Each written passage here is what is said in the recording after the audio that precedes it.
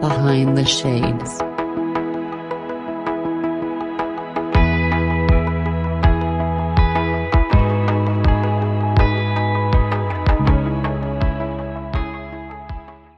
How can we get back that power to rise up and fix what many of us believe is broken? For us, it starts with the family. It starts with the kids, which is why we're doing what we're doing. It's time for parents to really take charge of their child's education and really take charge of their family life and build that family, keep that family strong. Yes, get help if you need help. If you're weak in an area, get help. That's why there's so many coaches around. But take control of your family, take control of your children's education, and instill those family values that unfortunately have been lost, and let's keep building them back in and then build that into the communities. Yeah, and there's the theory that you can't control an educated population. And so that's one of the reasons that the dumbing down of America is happening. They don't teach our Constitution, they don't teach our laws, they don't teach our rights. Instead, they push the entitlements, and they push, "Ooh, I should have this." And so people think, "Oh, I should get this," instead of, "Hey, this is my responsibility for the country." So we need to go back to teaching responsibility, teaching personal responsibility, teaching stewardship, and that is no longer a principle that's taught in our school. So we need to actually go back to more conservative principles of personal responsibility, personal growth, becoming the best person you can be, instead of farming that off and letting other people take care of you. You need to grow and take care of yourself. That's interesting that you mentioned, because here in Canada, the majority of the people, numbers wise, vote conservatively here in Canada, right? So in America, you guys have states, we have provinces. So the majority of the provinces are conservative because the majority of the people that vote are conservative. Last time I checked the numbers in America, because the blue states, for those who don't know, those Democratic states, because those states have such a vast number of people, it appears that the majority of the people vote Democratic, not conservative, right? Really, really more interesting is there aren't any blue states in the United States. There are blue cities. If you look, even Oregon, which is like one of the bluest states there is, okay, it's Portland, Salem, and Eugene is blue, and the whole rest of the state, all the counties are red, deep red. It's just that the power centers where the most people are, and coincidentally, where the votes are counted, that is where the power actually lies. So Oregon, even though it's considered a blue state, almost every county in Oregon is actually conservative and red. It's just that where the power is held and where the densest populations of people are, it actually outranks. So, and that happens in California. California, there are like 90% of the counties are red. It's just the major population centers control the state. Is that what you were going to say about Canada too? Is it kind of like that, the population? Yes, where it's a little bit different. So because America has a popular vote, but we still have like the majority, right? And then we have seats and things like that. And that reminded me of what he said, because someone gave me the example for Illinois, because Illinois is, many of the smaller counties are red, but like the bigger ones, Chicago, so on and so forth, they're blue. And perfect example of California. California has so many people, right? Because the big cities in that state vote blue. But if you look at the counties and smaller ones, it is red, right? I think there's a few states that maybe are the exception to that. I think like New York, maybe.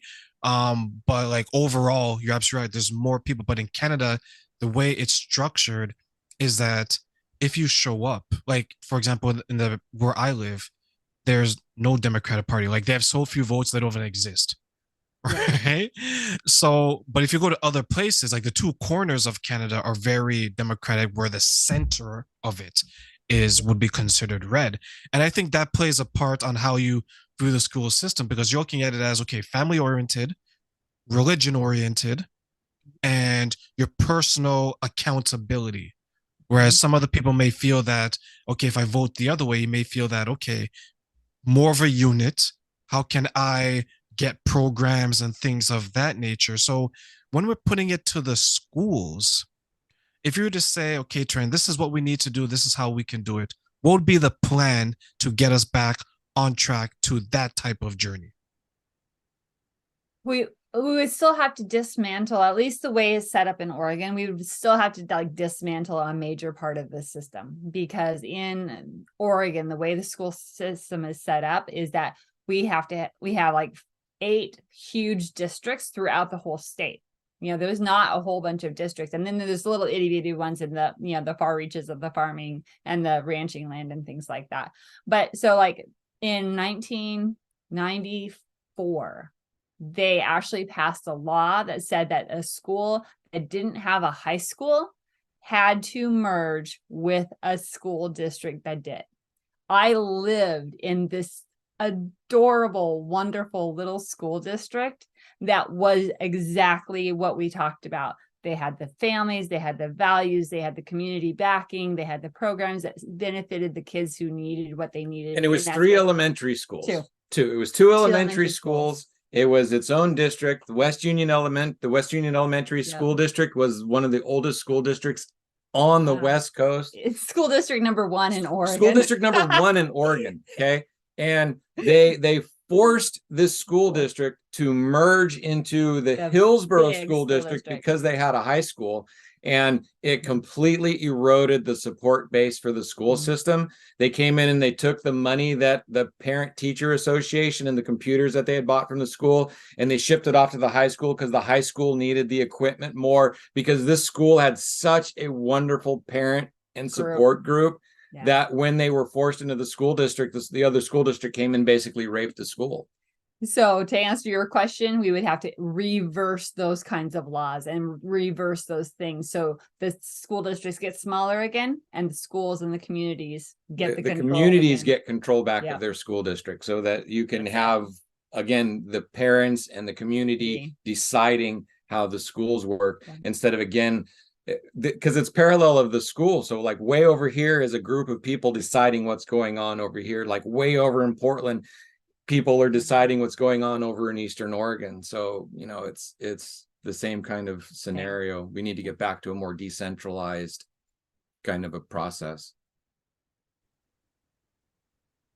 So I guess it appears that, at least this is a simplistic approach, so please, I apologize in advance, is that every community should have the following: an elementary school, a high school, and potentially a college or university. So at least it's community based and you can separate it and still have district to district to district. Would that work? That might work. I don't think it has to go as high as university.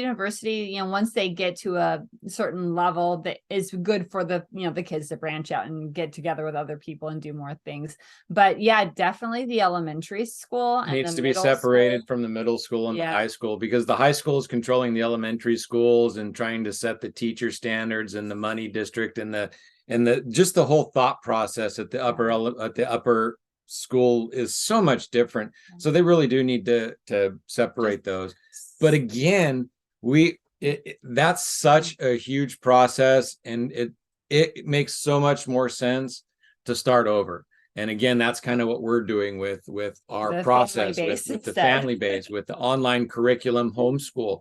So parents can actually start getting control of that. Right now, homeschool kids have a much better chance of getting into college because they're more ready for college. They know how to study. They know they're better adapted to different environments. They can actually usually do their laundry. So colleges are now actually recruiting homeschool students because they are better adapted. They also end up usually being more socially acceptable as well, because instead of hanging out with kids and getting shut down in that classroom, they go out to sporting events. They go out to music. They're out where they're interacting with adults and in places they want to be, instead of the trauma hallways where everybody gets shut down. So they learn how to speak to other adults. They learn how to speak out in classes with stuff that they want to do.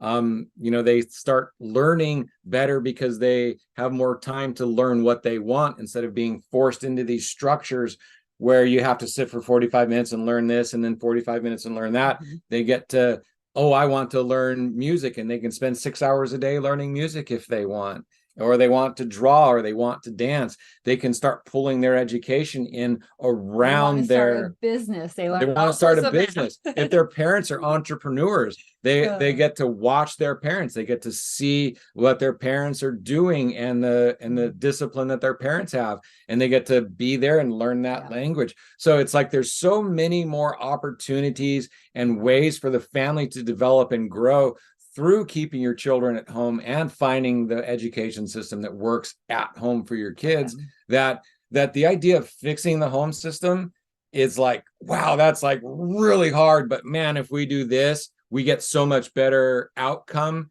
and it's better for the family. It's better for the community. It's better for the kids.